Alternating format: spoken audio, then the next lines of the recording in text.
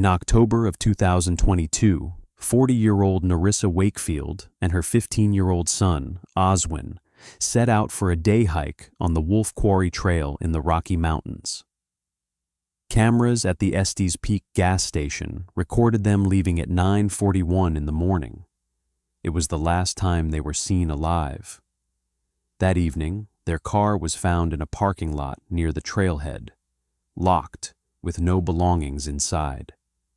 A few yards from the trail was a compass that belonged to Oswin. There was nothing else. Search teams combed the slopes until dawn.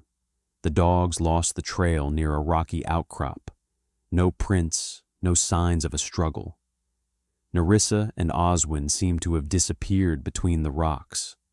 The mountains were silent, and this silence was too dense to be an accident.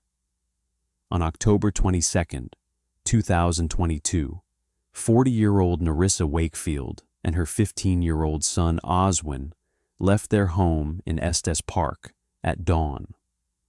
It was the boy's birthday, and every year on this date, they hiked one of the Rocky Mountain Park's short trails. This time, they chose the Wolf Quarry Trail, a sparsely populated offshoot off of trail number 34. At 7 o'clock in the morning, the cameras at the Estes Peak gas station captured their CRV gondola. The gas station operator would later tell investigators that Nerissa looked calm, and Oswin was looking at a map of geologic layers that he often carried with him. They bought water and 2 energy bars and headed toward the national park. According to the parking sensors, their car pulled into the parking lot at the beginning of the Wolf Quarry Trail at 9:27 in the morning. There were no other confirmed sightings.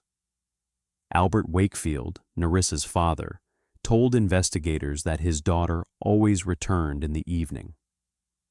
When his granddaughters and daughters' phones remained off after sunset, he began calling friends to see if they had changed their plans. No one had seen them that day. At 20:30 o'clock, he drove to the trailhead himself, but in the darkness, he only made sure the missing people's car was still there. The Larimer County Sheriff's Patrol was officially notified at 22 o'clock. Park rangers were the first to arrive. The car was locked, and no signs of forced entry were found. Inside, there were no backpacks, jackets, or cameras that Nerissa and Oswin usually took. There were also no phones. During the initial search of the trail, one of the rangers noticed a metal compass in the dry grass. Albert later confirmed that it belonged to his grandson. No footprints or pieces of equipment were found nearby. It was decided not to involve dogs until the morning because of the rapid change in wind direction and the rocky scree that dispersed odors. By midnight, the first volunteers from the local rescue service gathered at the parking lot. According to protocols, the area around the trail was divided into squares for night combing. The helicopter's searchlights illuminated the contours of ledges and cliffs, but no movement or glare from the equipment was seen. All the while, the parking lot remained as quiet as the rocks nearby. Nerissa's car stood among the empty spaces, the doors closed, the windows fogged up from the night's cold. The only real evidence of their presence on the route was a compass found on the side of the trail, a small landmark that explained nothing. And it was when the second row of searchlights was turned on at night and the first rescuers moved toward the foot of the slopes that it became clear that this operation would not be quick. The mountains were not responding. The search operation began just after midnight. A helicopter with searchlights flew low over the Fall River Valley, but the stone terraces and ledges absorbed the light. The rangers set up temporary headquarters near the parking lot at the beginning of the Wolf Quarry Trail. Senior inspectors noted in the report that the temperature had plummeted and wind gusts could quickly destroy the scent trail for the dogs. In the morning, dog handlers joined the operation. One of them, according to a memo, stated that the dog confidently picked up Nerissa's scent near the parking lot and led him in the direction of an old rock scree where the trail turned into a narrow rise. Both dogs stopped there. All subsequent attempts to get them back on the trail were unsuccessful. During the first day, the search was conducted within a radius of several miles from the route. Albert Wakefield personally accompanied one of the groups. He showed the inspectors the places where he used to walk with his daughter and grandson and suggested routes they could take if they decided to shorten the path or go to a vantage point. According to one of the volunteers, Albert remained calm until the evening, but when it became clear that there were no new leads, he began to repeat that Nerissa would not have risked entering an unfamiliar part of the gorge. On the second day, an additional group of rangers from the northern part of the park was brought into the operation. At 5 o'clock in the morning, they began combing Idiot's Mountain, checking the foothills and short side trails. The inspection report shows that 2 fuzzy shoe prints were found on the slope, washed away by the night's rain. The examination was unable to determine who they belonged to, but the footprints headed toward the Owl Pass Gorge. In the middle of the third day, the search team found what seemed to be a possible direction of the missing. On a narrow terrace above the scree, traces of sliding stones were visible. Some of the stones, judging by their color and lack of moss, had been moved recently. The rangers assumed that someone could have been going up or down this dangerous area. A narrow path led from the terrace to a shallow cave, almost invisible from below.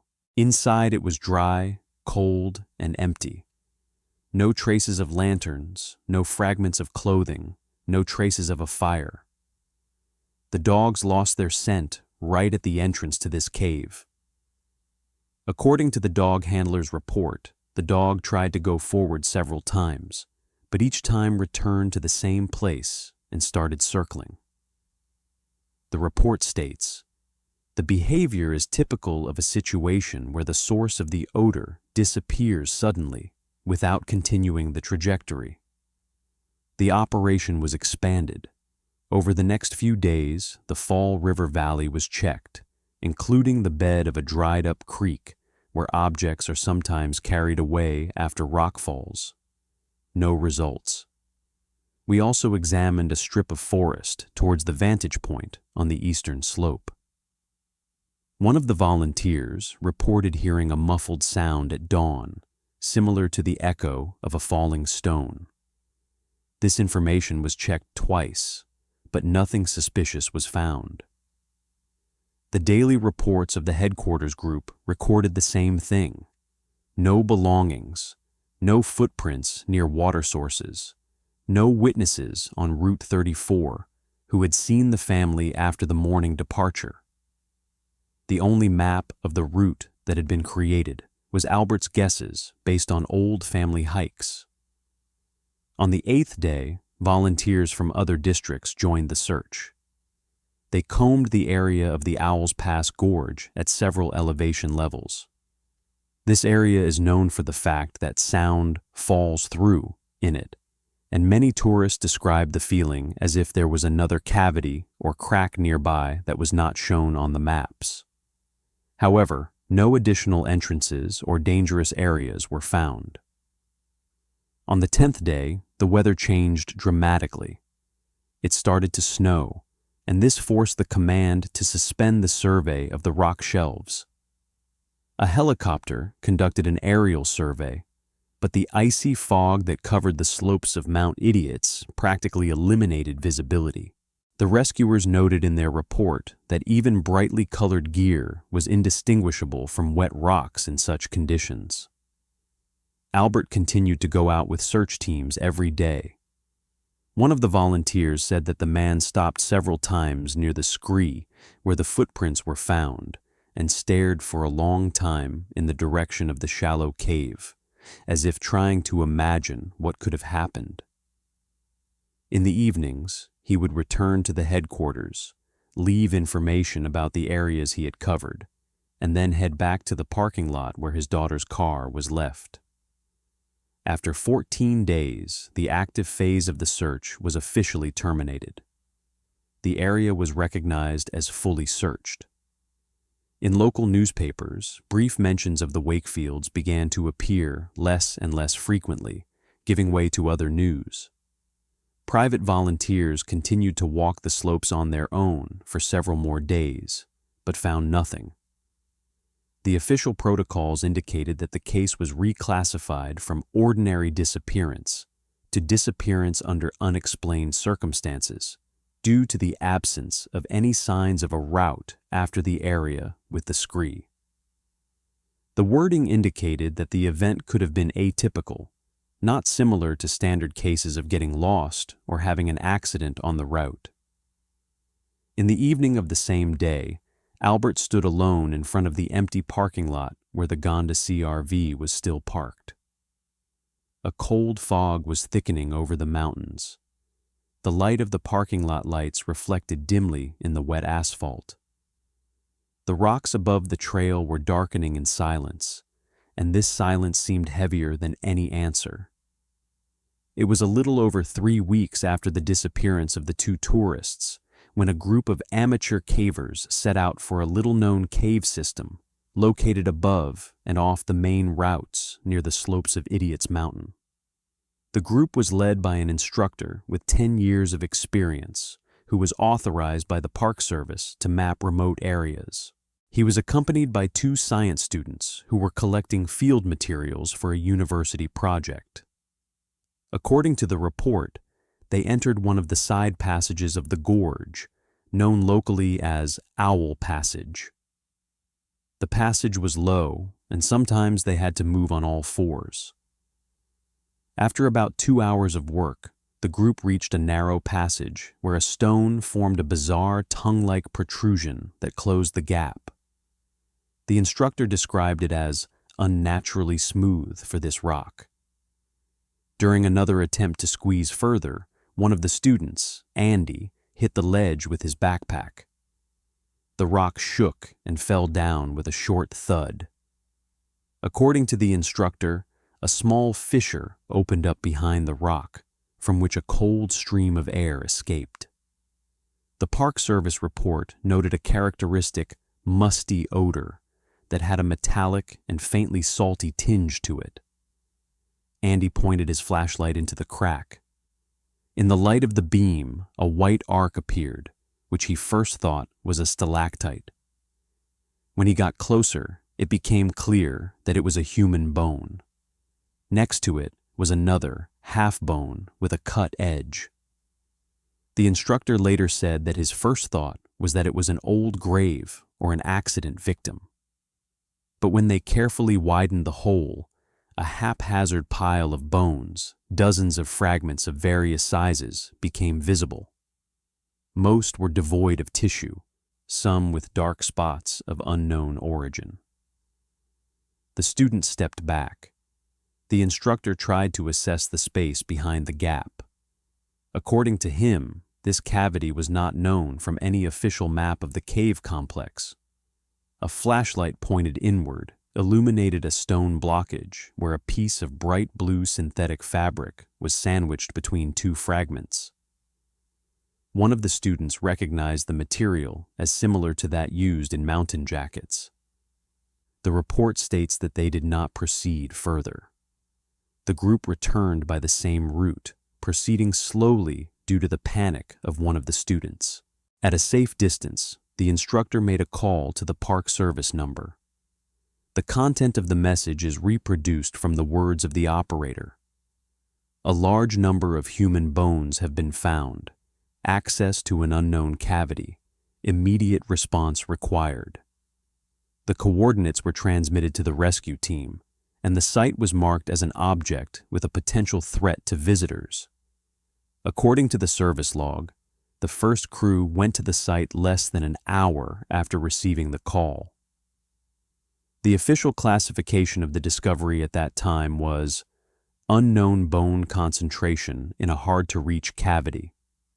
All further actions of the Park Service were aimed at isolating the area and preparing for a full examination with the involvement of specialists. After the speleologist's report, the windless cave area was immediately closed to all visitors. Rangers set up a perimeter, and only groups with special equipment were allowed to enter the cave. According to official documents, the first detailed inspection was conducted in the presence of a forensic scientist and a representative of Larimer County. The cave had an uneven frame and several pockets separated by narrow passages, which made it difficult to move around. The main cavity, where the cavers noticed the bones, turned out to be just a harbinger of a deeper chamber. The internal report states that about a few tens of meters from the entrance, after 2 sharp descents, the group discovered a muffled space with a thin slit opening into it. They widened it with tools, and spotlights immediately illuminated the uneven surface of the stone floor. According to the forensic expert, the first thing he noticed was the absence of animal tracks or damage left by predators. The air in the cell was dry, cold, and almost dust-free.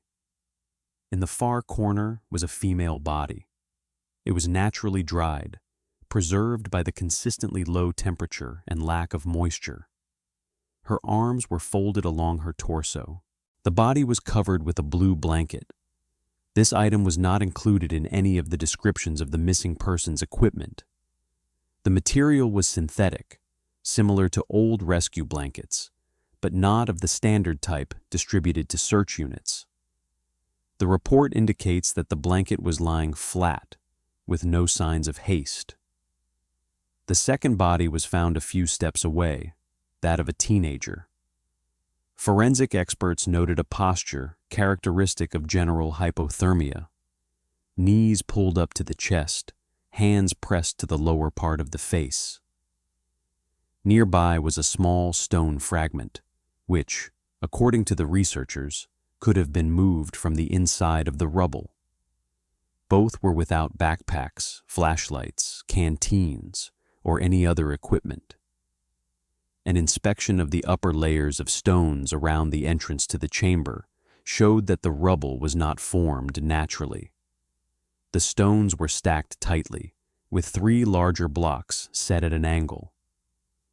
The forensic report stated that the arrangement of the stones showed signs of manual placement from the inside.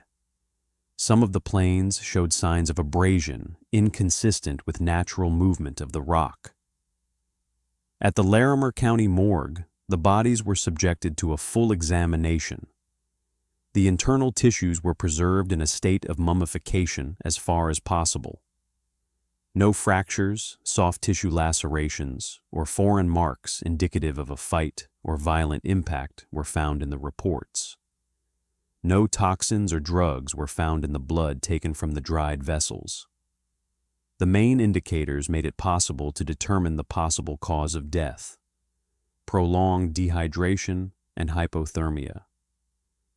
Investigators paid special attention to how the 2 people could have ended up deep in the cave system, which had no official route.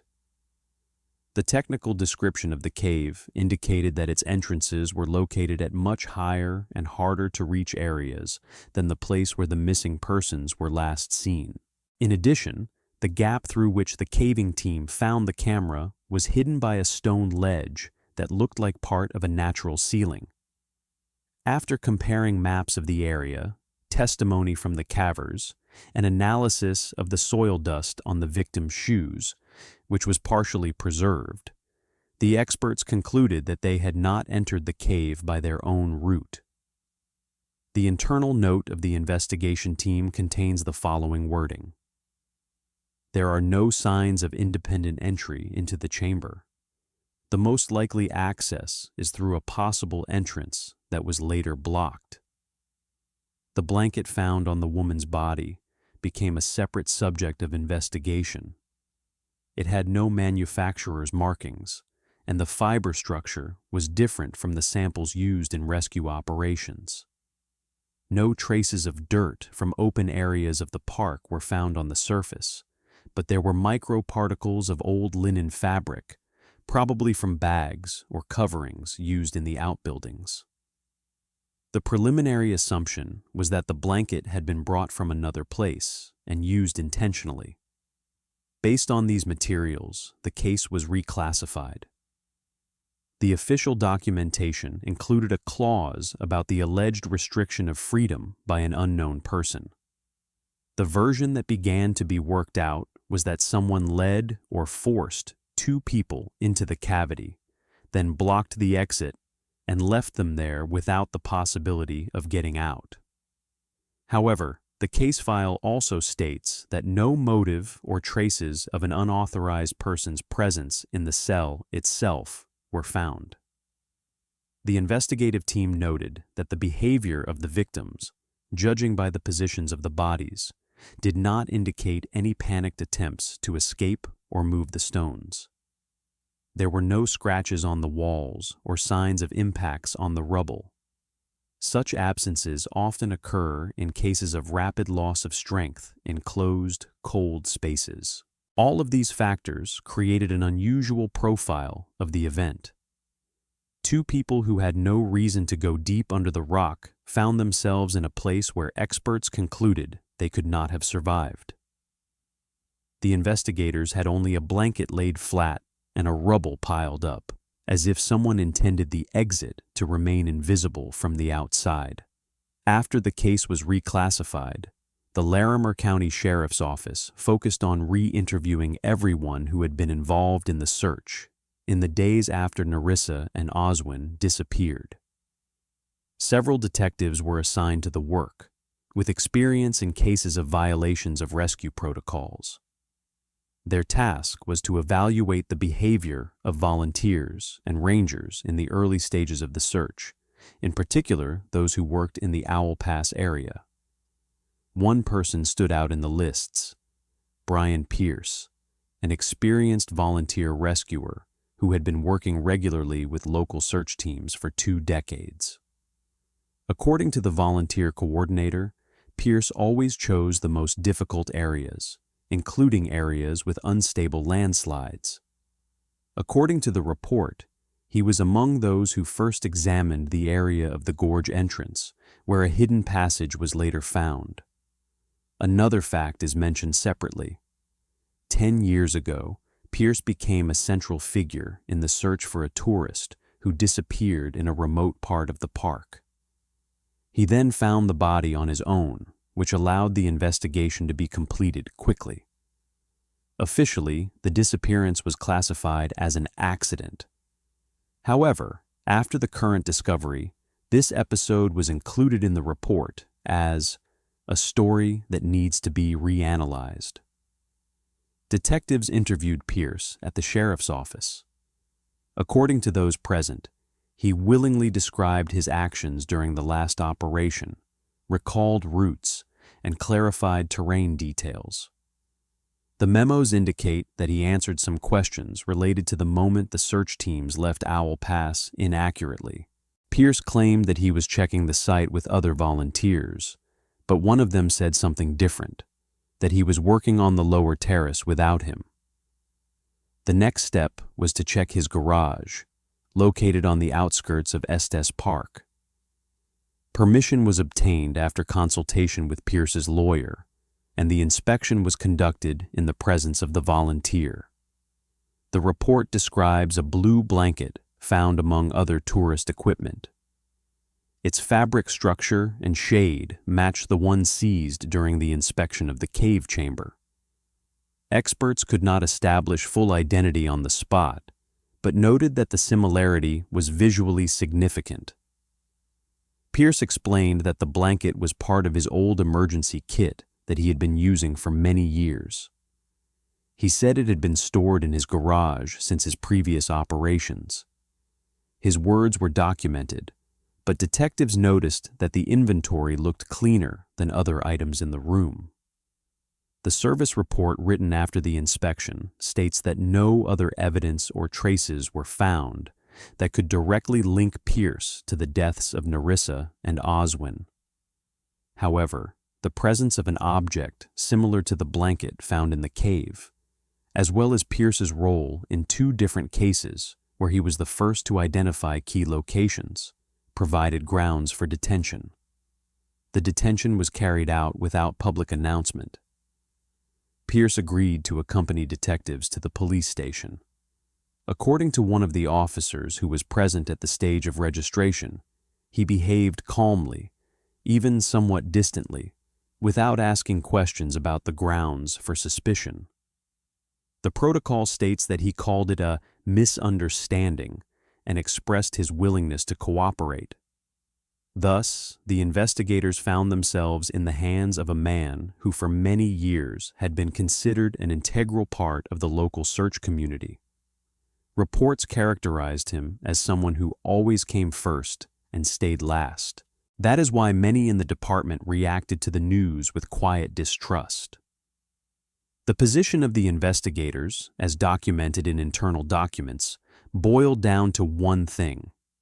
In order to move forward with the case, it was necessary to establish whether Pierce was a savior who happened to be near tragedies by accident, or a person whose presence at critical points was not accidental at all. After Brian Pierce's arrest, the investigation focused on the laboratory analysis of material evidence, including a blanket taken from the cave chamber. The official report states that fiber samples were subjected to advanced spectroscopy and surface layers to microbiological examination. The result was unexpected. There were no traces of Pierce's DNA on the surface. The rug from Pierce's garage also showed no traces that matched the material found in the cave. The similarity was purely visual. At the same time, analysts reviewed video footage from cameras along the highway leading to the trail area. The chronology revealed that Pierce's car was traveling in a different direction that day and was recorded several miles from where the Wakefields were last seen. According to the two volunteers who were re-interviewed, Pierce was in their line of sight for a significant portion of the morning search phase. These statements coincided with internal decision-making logs, which noted his presence in the general formation. The main blow to the suspicion came from a discovery made by forensic experts who continued to analyze bone fragments from the first cavity. According to the results of radiocarbon dating, some of the bones were much older than the Wakefield's disappearance. The conclusion stated that some of the remains belonged to a person who may have died several decades ago. Other fragments showed signs of prolonged exposure to low humidity and repeated movement. This information changed the nature of the investigation. The cavity turned out to be a systematic hiding place that someone had been using for many years. This conclusion was confirmed by forensic scientists who found soil particles in certain layers of the bone mass that were not typical of the area, as well as remnants of old plastic insulation from when other hiking trails were still in operation in the park. Investigators reviewed Pierce's history in more detail. They noted his tendency to appear near cases of disappearances, but none of the episodes had evidence to prove his involvement in the deaths of these people. A survey of colleagues showed that Pierce often tried to take on the role of the last man standing, and over the years of volunteering had developed a reputation for finding those who others do not see. A decade ago, a correspondent even quoted Pierce as saying that rescue work requires the ability to find silence. It was this manner of behavior that explained the strange coincidences. According to one of the senior rangers, Pierce had a habit of checking areas that had already been officially declared empty, and often arranged the items he found so that the team could quickly identify them.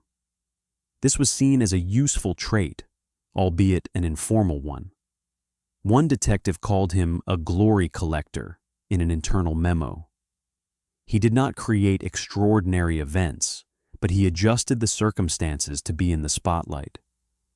The final decision to exclude his involvement was made after analyzing mobile tower data. The signals from Pierce's phone during the key time steadily recorded him within the city. There were no sudden movements or loss of connection. All this was incompatible with the version of his presence near the cave system at the time when the entrance was blocked. After that, the suspicion was lifted, and Pierce's status was changed to a person who is not involved in the crime, but may have indirect information about the progress of the search. In the official documents, there are remarks that his behavior in previous cases gave the impression of a person who seeks to leave a mark in the history of search operations, but does not commit violence. At the same time, the investigation focused on what became the central line of inquiry, that the cave system was operated by someone who had a deep knowledge of the terrain, the ability to navigate closed cavities, and access to areas that even experienced cavers did not know about. A new term appeared in the documents, spatial expert of cave structures, which was used to describe the profile of a possible criminal who could avoid attention for years. This opened up a different plane of investigation, where the main answers no longer lay on the surface of the routes, but were hidden in the layers of limestone, among passages that had never been shown on official maps. After Pierce was cleared of suspicion, the investigation focused on analyzing the Wakefield family's connections. Detectives reviewed archives of rescue operations over the past decades, checked lists of people who worked in the area of the cave systems and had knowledge of hidden cavities. This led to dead ends until one of the analysts drew attention to a long-ago incident in the same mountainous area. In the materials of a rescue operation that took place about 10 years ago, the name of Leonard Greyves was mentioned. At the time, he was working as a ranger, knew the mountain range in detail, and had a reputation for navigating difficult terrain. His son, Matt Greyves, fell off the wall and into a narrow gorge while climbing unauthorized. The search was led by then Senior Ranger Albert Wakefield. The official documents described the events in a low-key manner, but detectives found testimonies from people who worked with Greyves. One of them, now retired, said that Leonard could not accept the death of his son and believed that Albert hesitated too long before changing the route of the search party. The unofficial notes state that Greyves openly criticized Wakefield for poor tactical decisions. It looked like a long-standing conflict that had never been formalized. Further checks revealed that after the tragedy, Leonard resigned from the ranger service and went to work for a private geological company that mapped unstable areas of national parks. His work equipment included laser scanners, highly detailed maps, and archives of underground passages that were not available to the general public. The Rocky Mountain Geological Survey building where he worked contained old topographical plans, including diagrams of unmarked caves. Of particular interest was the fact that Leonard continued to live in Estes Park, even though his work had long since ceased to require proximity to the mountains. According to neighbors, he walked a lot on lonely routes, often at night. One man who lived nearby noted in the report, "His lanterns were sometimes visible on the slopes at 2 or 3 in the morning, but I thought he was just practicing his old skills." The detectives requested access to Graves's work maps. In the computer files, they found several diagrams of cave systems that did not match the official Park Service maps. They contained additional branches, nodes, and cavities marked with unexplained labels. One of these branches almost exactly corresponded to the area where the chamber with the Wakefield's bodies was found. The traces of inconsistency became the basis for his official interview. Leonard appeared voluntarily. According to the investigator who conducted the first interview, Greyves behaved in a reserved and evasive manner. He confirmed that he continued to explore the caves for his own interest, and that he had unfinished mapping projects. When asked about his presence in the Owl Passage area on the day of Nerissa and Oswin's disappearance, he was vague, saying that he did not remember the exact route. On the same day, investigators visited the archive of the Geological Service. In a closet with Greyves' personal materials, they found an old file cabinet, inside of which was a handwritten diagram of the cave complex with a marked chamber where the bodies were later found. Notes were made in the margins, dated to the year of his son's death. All the inserts converged on one idea. He had been studying these caves for years, even before the new disappearance. At the same time, analysts checked Greyves' phone connections over the past month.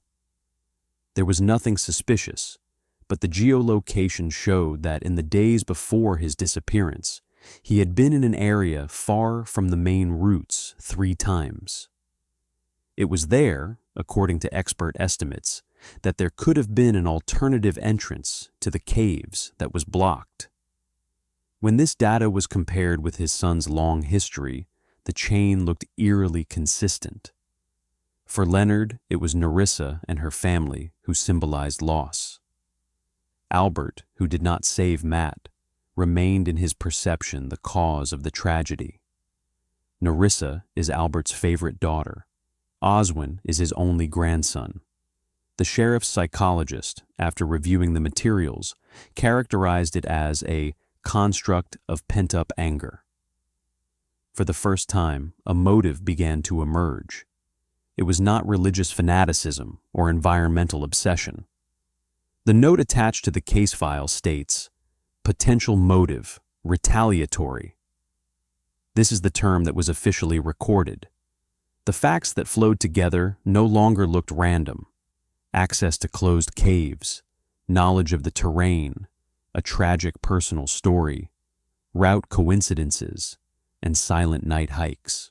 Although the evidence was not enough to make an arrest, it was the first clear direction for the investigation that hinted that the Wakefield tragedy might not have been a chain of accidents, but a carefully thought-out attack on the man Leonard blamed for his own loss.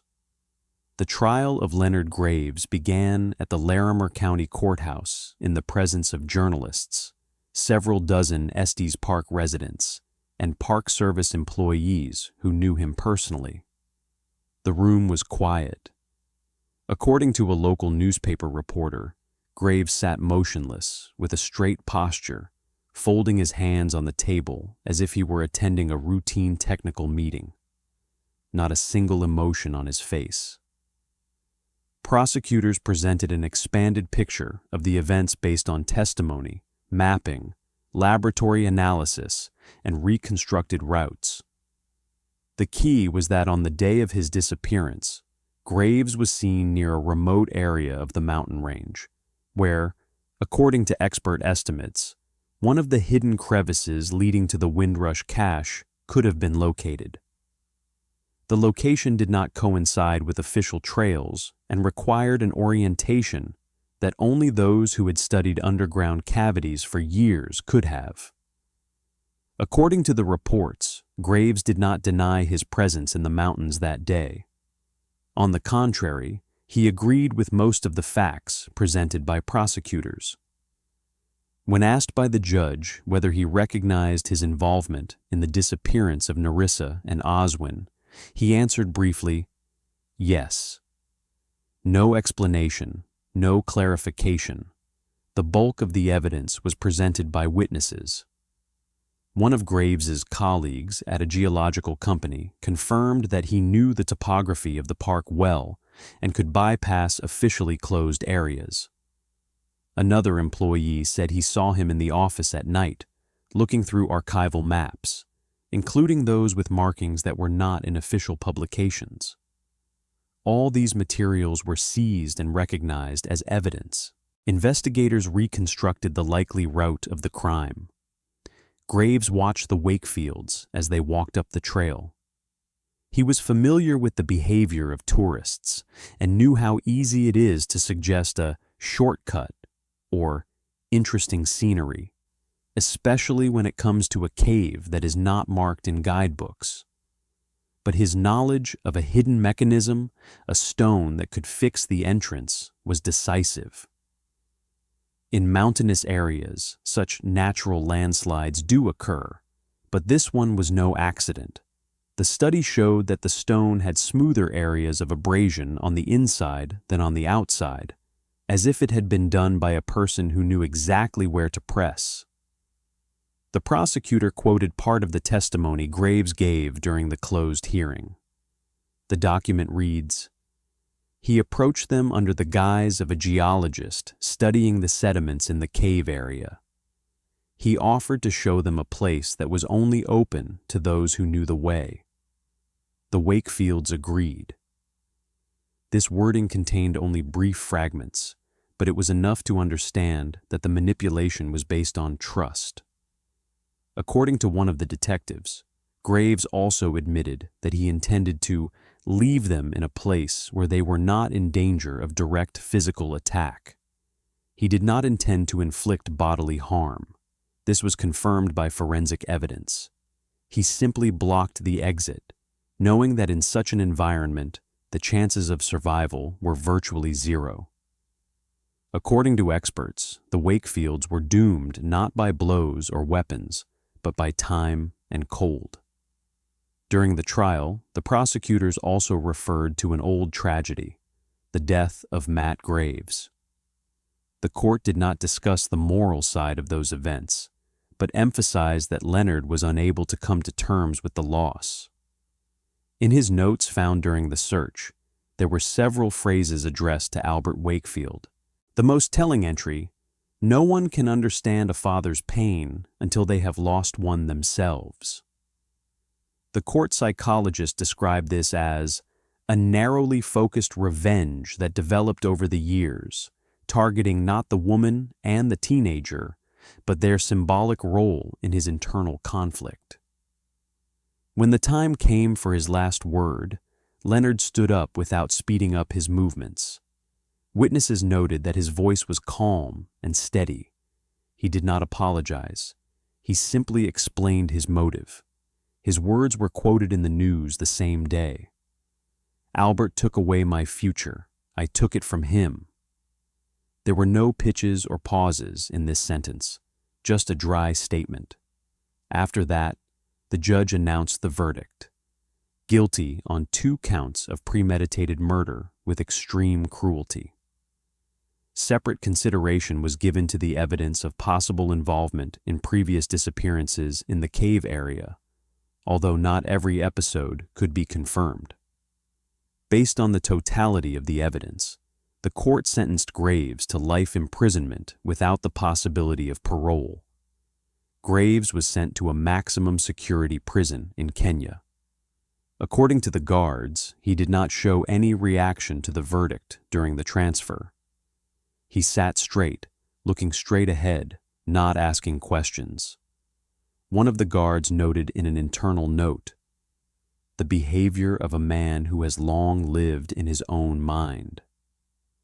While the court was completing the formalities, Albert Wakefield waited in the corridor with a park employee. According to those present, he was not interested in the details of the verdict.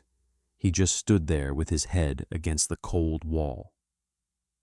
After the verdict was announced, he asked to leave through an official exit to avoid journalists. That evening, he returned to his daughter's house in Estes Park.